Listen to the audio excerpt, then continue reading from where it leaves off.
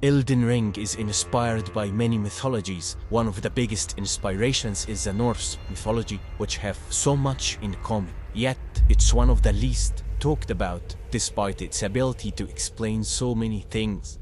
In this video, we will talk about those similarities and dive even deeper to explain mysteries like Marika's logic, the Knight of the Black Knives, Ranni and Godwyn the Baldur, as well as try to predict what the DLC may hide for Godwyn through his ties to Baldur, the son of Odin, hopefully from a different perspective than you have ever heard.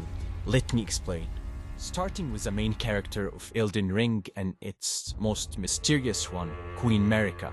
Upon reaching the Earth Tree, we can see Marika crucified and impaled with a spear. The first thing that may come in your mind is Jesus Christ. And yes, Elden Ring is heavily inspired by Christianity, but there is another one who was hung from a tree and stamped with a spear. Odin, the All-Father. We can read here, "I know that I hung on a windy tree, 9 long nights, wounded with a spear." Odin was hung from Yggdrasil, the World Tree. Upon looking into Elden Ring from that perspective, things become more logical. Just like the Norse gods try to stop their fate and prolong their rule, Marika did the same. In Norse mythology, the death of the gods will be at Ragnarok, the Norse apocalypse. The catalyst that would start that terrible event is the death of Baldur, the god of light. When Baldur started having dreams of his own death, it wasn't taken lightly, being loved by all the gods, creatures, and the fact that his death marked the start of Ragnarok. They needed to protect him. So Fred, his mother, took an oath on all things that they may not hurt Baldur. Yet she missed the mistletoe, as it was so small, so insignificant. This is basically a one-to-one influence on Elden Ring. Just like the Norse gods, Marika wanted her rule to be eternal. She even went as far as removing the rune of death from the Elden Ring, which removed death from the lands between. All of this to protect her golden order and demigod children from death, in direct relation to Fregg's actions with Baldur.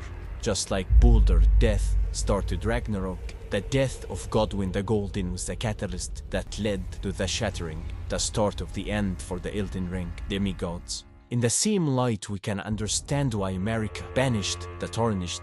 In Norse myth, the fallen warriors are sent to Valhalla, where they fight and feast with the gods, preparing them for Ragnarok, where Odin will resurrect and lead his warriors into battle against his enemies. Marika did the same by banishing the Tarnished to the Badlands, where they will wage war and die. After the shattering, they were called back to the lands between to fight and brandish the Elden Ring, just like the warriors of Valhalla. It's like Marika knew what was coming.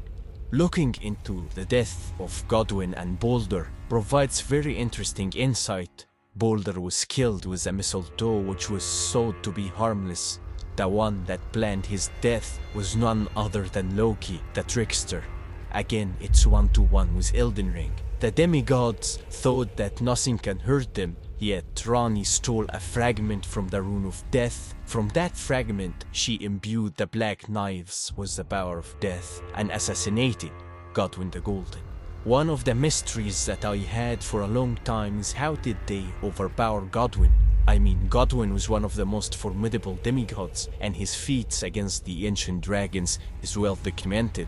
Yet a couple of Black Knife assassins managed to kill him. In the same time, Blade, the half-wolf, was able to kill 4 of them on his own, and like Godwyn, he was ambushed. It puzzled me for so long.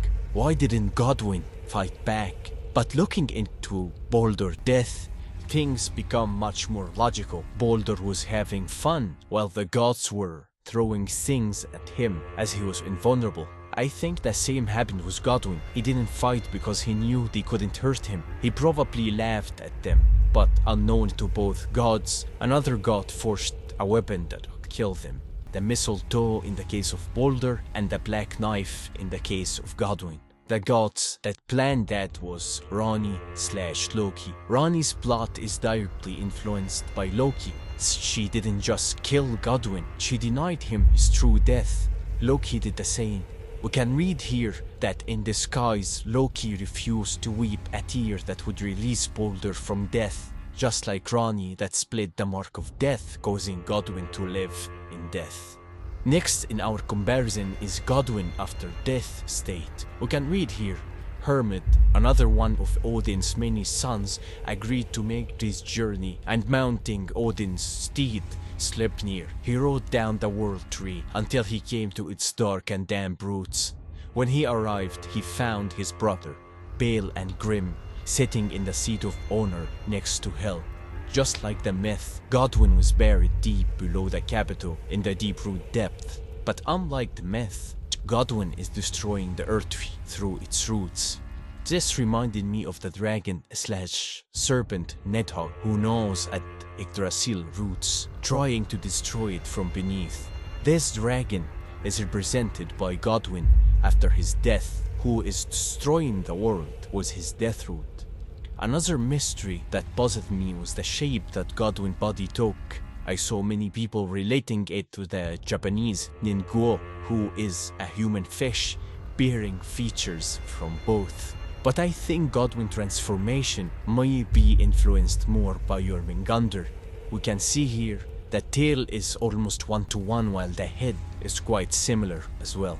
We have already established that Godwyn is based on Baldur, yet Baldur is known to return after Ragnarok and rule with his brother as well as Thor's sons.